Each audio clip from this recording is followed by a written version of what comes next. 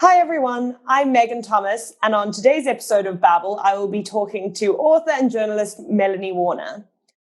Melanie's the author of two books, Pandora's Lunchbox, How Processed Food Took Over the American Meal, and The Magic Feather Effect, The Science of Alternative Medicine and the Surprising Power of Belief. Melanie is also responsible for ruining a great love in my life, that is chicken nuggets, but it's okay, I'm not taking that one personally.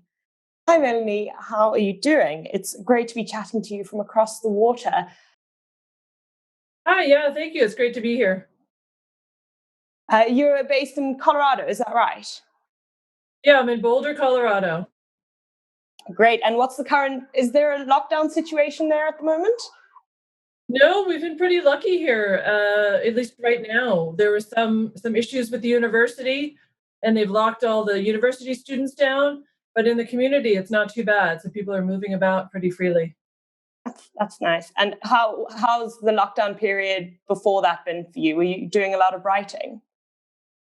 So I kind of moved around very luckily through no grand design. I was in Hawaii and Honolulu when there were hardly any cases there, and I was writing and working there. And then we moved to Colorado just as things got terrible in Hawaii, and they essentially locked the state down again.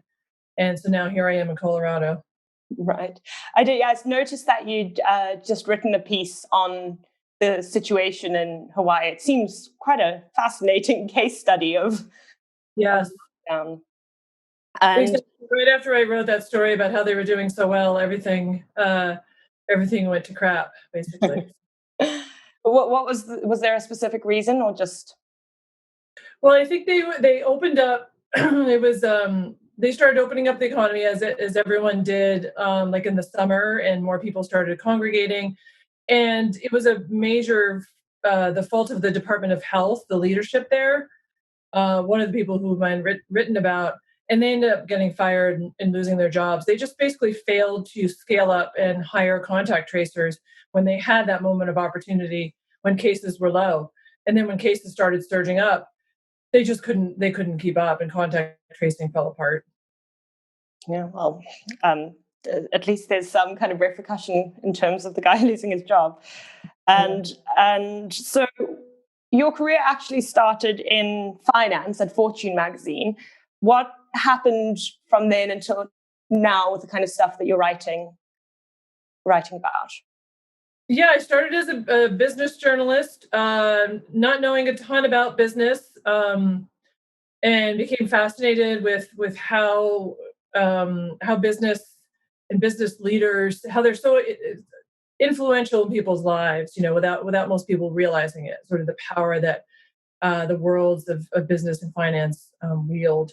And so, yeah, I spent about 7 years there. And then I moved to the New York Times, also writing about business, but specifically writing about the food industry. And from there, that was kind of an outgrowth into my first book about processed food, which you mentioned. So I still have an interest in writing about food, writing about business, but I'm branching out into other things, science and health, and a little bit into politics as well. It's an interesting time to be writing about politics, I'm sure. Yeah. Over And so, did you find when you were writing your books that they kind of were more like long form journalism, or did you kind of need a different frame of mind to do it? Yeah, I think you need you need like a really strong mental fortitude, I think, to believe in your idea to carry you through for that long. Because writing books can be kind of isolating. Unlike, even when you're doing long form journalism, you spend maybe a couple months on it, and then you turn it in and you work with an editor, you revise, and whereas a book, it's a couple of years. I think my first book I spent maybe about 2 years on, then the second one close to three, all in total. And so I find you have to have a reason you have to pick a topic, or you have to find something that's going to engage you and that you won't get completely bored with after a year, which is entirely possible that could happen. Um, and you have to believe in the idea and have an idea of why am I writing this? Who cares? What's the point? So So I think that's always a mental struggle when you're writing a book. Yeah, and with all the research you did, you kind of had food tech exhibitions and spiritual healing conferences.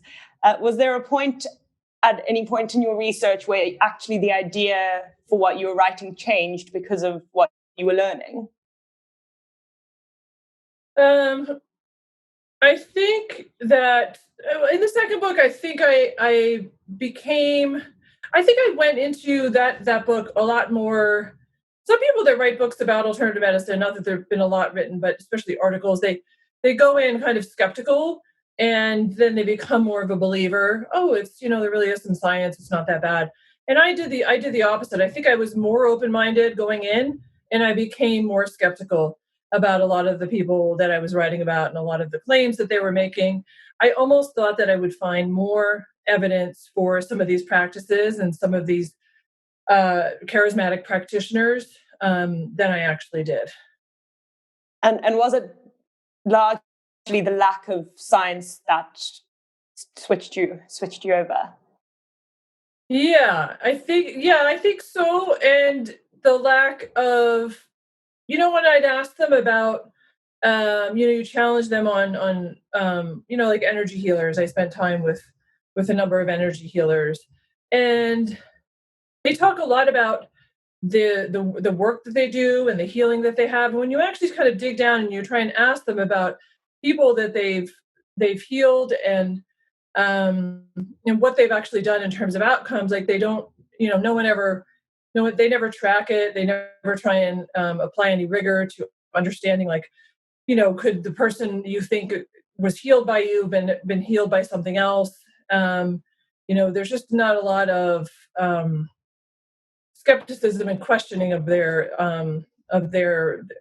outcomes and their results. They just sort of operate in a little bit of a different world, which I think, I came to the conclusion at the end of the book that I think that's very limiting. I think if you don't do that and you don't subject your practices to a little bit of scrutiny and rigor, and as a whole, ultimately some scientific research, it's not going to get big enough so that more people can get exposed to it. Yeah, and it seems to me like they rely a little bit on the people who who use their practices. They rely on them being a little. Sorry, I'm phrasing this a bit weirdly. They rely on them not being rigorous either, kind of, or just being so desperate that they'll try Right. anything and then uh, Right. supporting it. Yeah, and it attracts a certain type of person, attracts people that are already predisposed to believe in that stuff and that don't really care about whether it works. They don't really want to look at the science, or they just want to believe in something. And yeah, I suppose for people who it works for, there's no reason for them to question it if they think it's worked.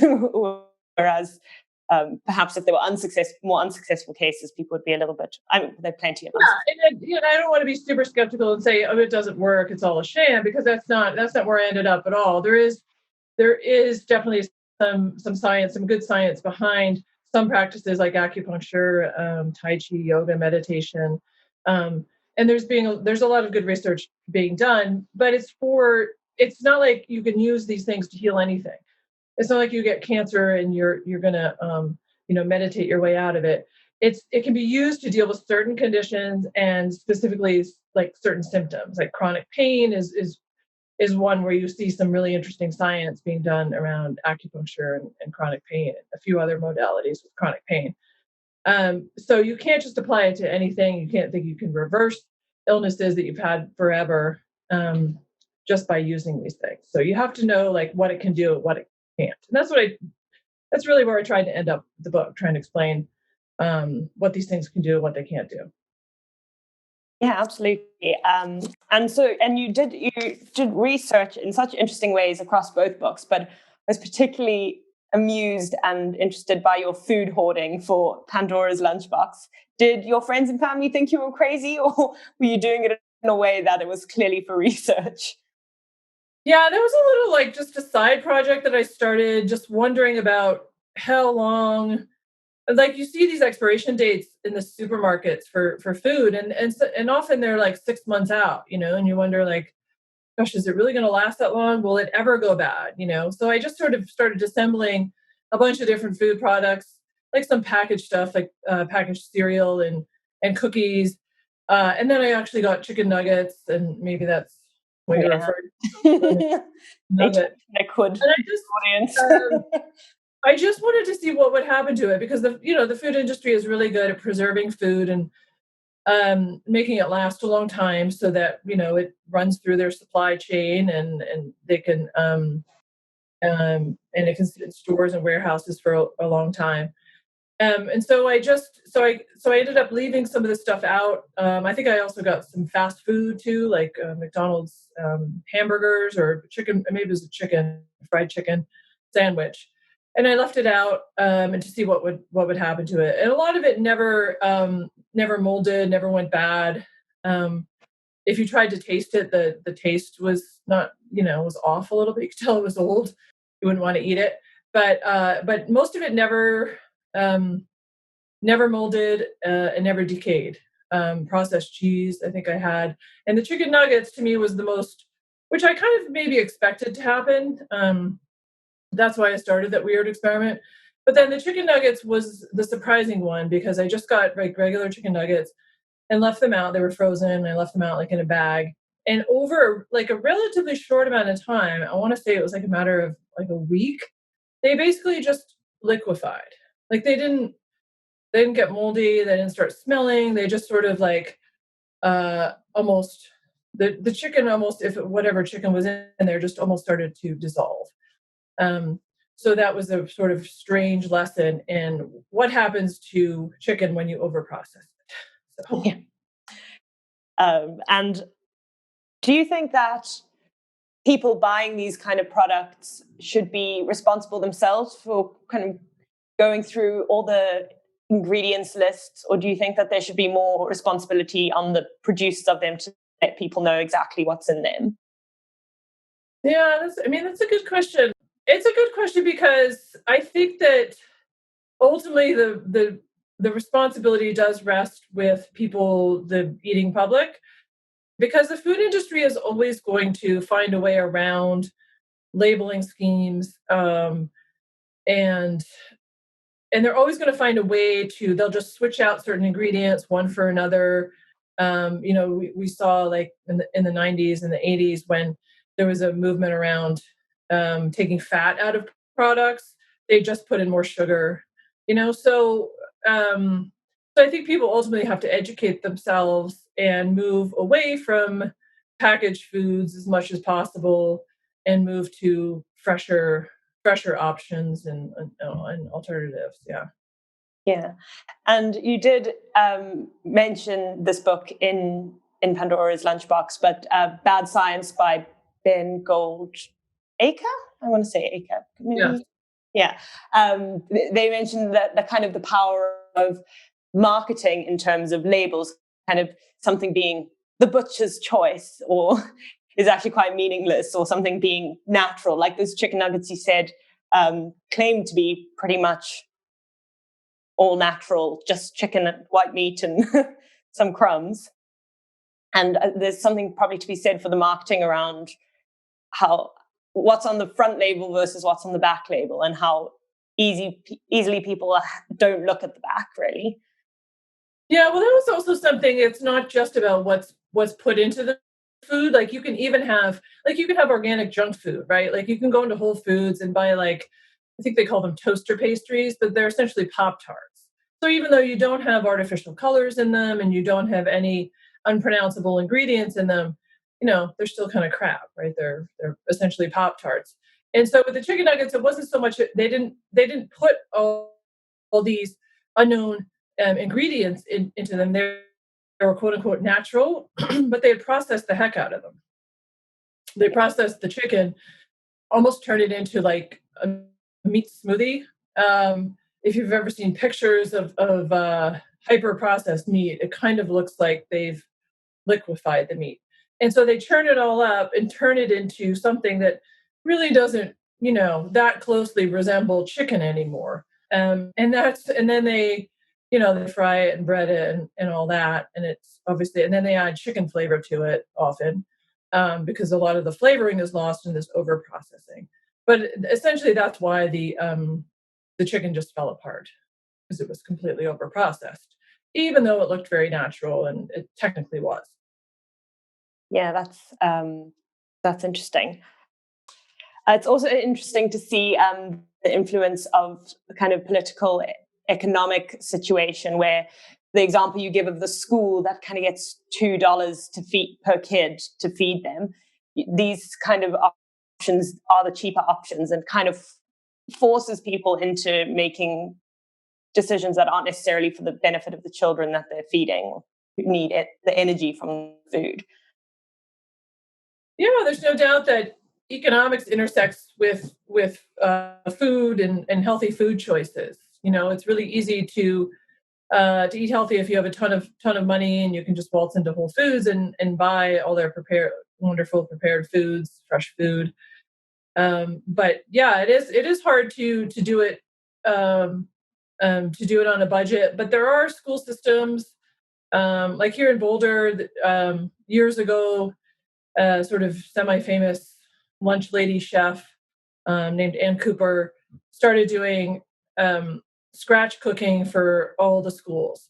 So instead of each of the schools, essentially, which is still what happens in the US a lot, just reheating, getting like a food supplier and just reheating uh, chicken nuggets, pizzas, pasta, whatever comes, and not really doing any cooking.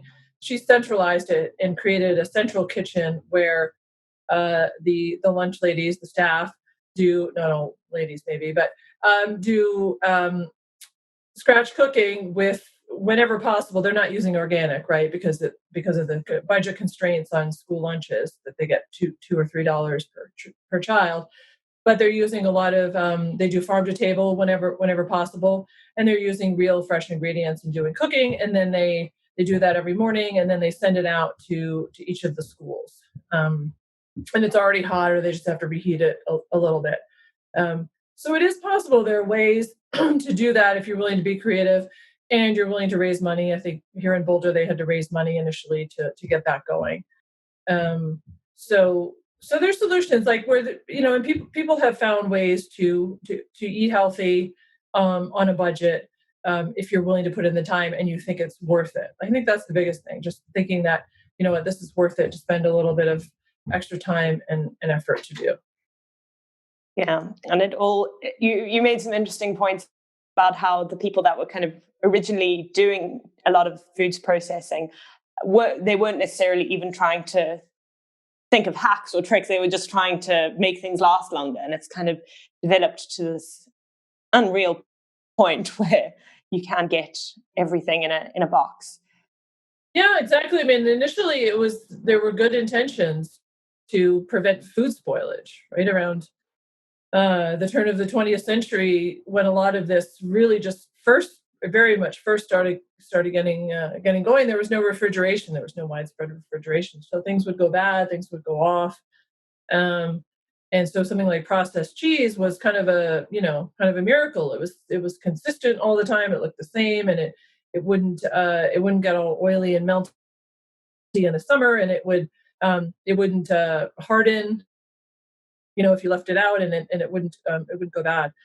And I mean, that was just one of the earliest examples. But it's turned so it's fine if you have a little bit of food processing, but there's been unintended consequences where we've in my view anyway, we've just gone overboard with way too much processed food. Yeah, I think it could be quite helpful for our audience to know exactly what makes something processed, what the definition of it is, because I think it can be misconstrued as just frozen peas, or as you say in the book, in patty shaped, pre-shaped, which is not what makes something processed food, but rather what goes into it.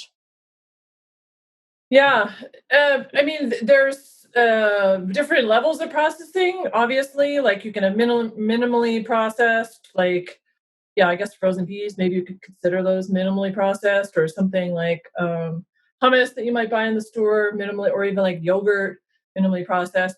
But obviously, that's not really the stuff that we're talking about when we talk about processed food and food industry, it's the highly processed foods, stuff that's been manipulated to the point where and things have been added to it also to beyond the point where it doesn't resemble anything that was actually grown or raised on a farm. And I guess when I was writing the book, I had a just a rule of thumb, like if you can't make it in your home kitchen with similar ingredients, in theory, not that anyone necessarily is going to make certain things in their home kitchen, but if you couldn't do that, then it's probably a highly processed food. Right. And between your two books, which one did you enjoy writing the most? I don't know. That's maybe. I mean, in terms of uh, the process of it, probably the second one, just because I was learning a lot more. I was less familiar with it when I went into the process of doing it. The processed food book was something I was already familiar with because I had been writing about the food industry for a few years when I was at the New York Times. And so when I wrote the book about alternative medicine and the placebo effect, a lot of that was a lot newer to me. And so it was just a cool process of discovery. And I mean, that's probably the reason I became a journalist, because you get to go out and talk to all these people that, you really have no business talking to, but they'll talk to you anyway because people like to talk and they want to see their name and their ideas appear in print. And I got to do that and learn so much that I had no idea about and didn't know. Yeah, absolutely.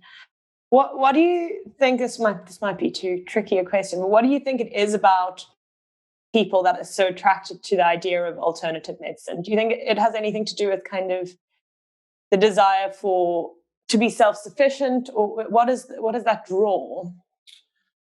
Some of it is actually probably a big part of it is that people are turned off by the medical system, the modern medical system, that has become very impersonal in general, anyway, and treats people as their diseases and their illnesses. And you look at and certainly in the US, doctors have such a short amount of time to spend with patients, and it's really hard when you're seeing like 15 patients a day to give them the time and attention that people really crave, I think, and want.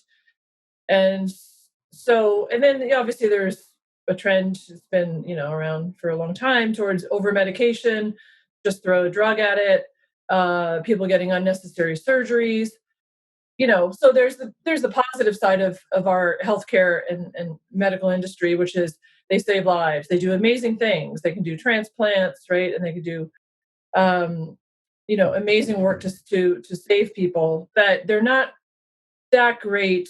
The industry is not that great at treating chronic conditions, which is the bulk of what people go to doctors and hospitals for.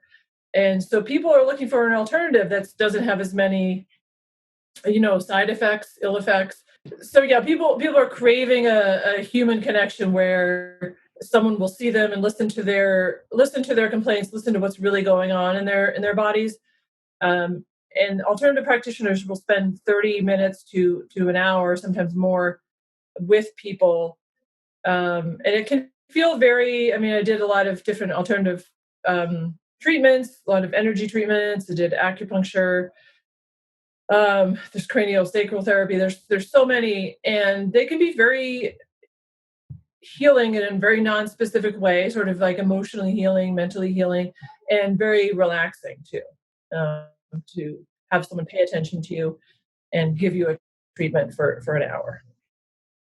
Well, what was so fascinating, the one test that you did with the heat monitor, I wonder if you give a little summary of that. I don't want to spoil bits of the book, but I found it fascinating.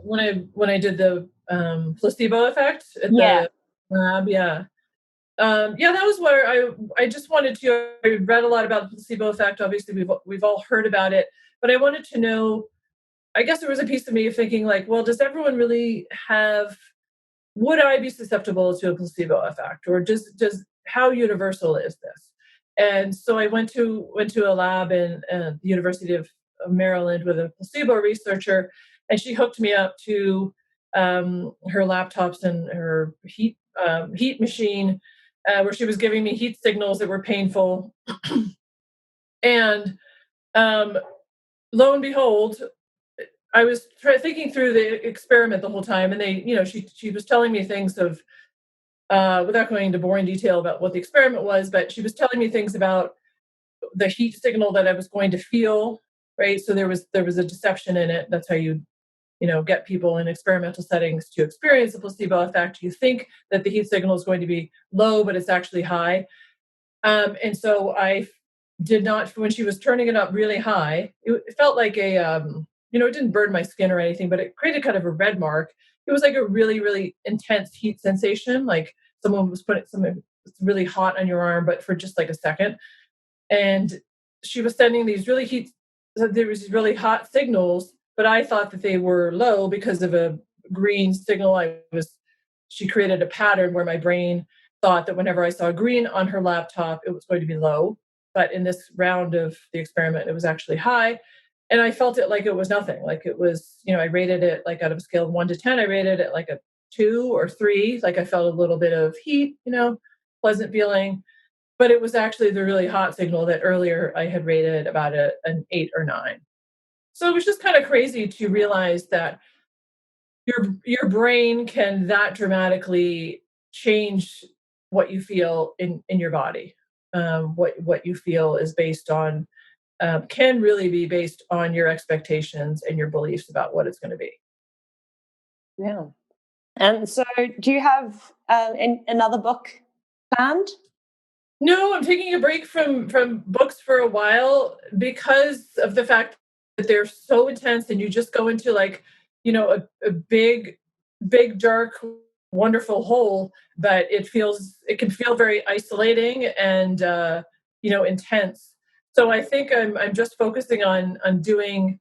I'm sort of waiting to see if there's another book idea that kind of hits me of something that I might want to do, and after I've recovered from the trauma of the last books. I didn't say trauma, but it's from the intensity of the last books. I want to be writing a little bit more regularly, and then kind of see where my curiosity might lead me in terms of another book. Maybe in a few years. Yeah, well, and this is hardly the time in the world to be making yourself feel extra isolated. Yeah, When this exactly. kind of stuff's going to be ending. Yeah, it's been so wonderful to chat to you today. I really enjoyed your books, and I do recommend that everyone at home go and read them, especially if they're interested in getting a really kind of under the skin version of these topics. They're very detailed and well written and funny and interesting books. So thank you, Melanie, for writing them and then for talking to me about them. And goodbye, everyone. Have a great day, and follow us and like us and share us on all your social media platforms. And we'll see you next time. Bye.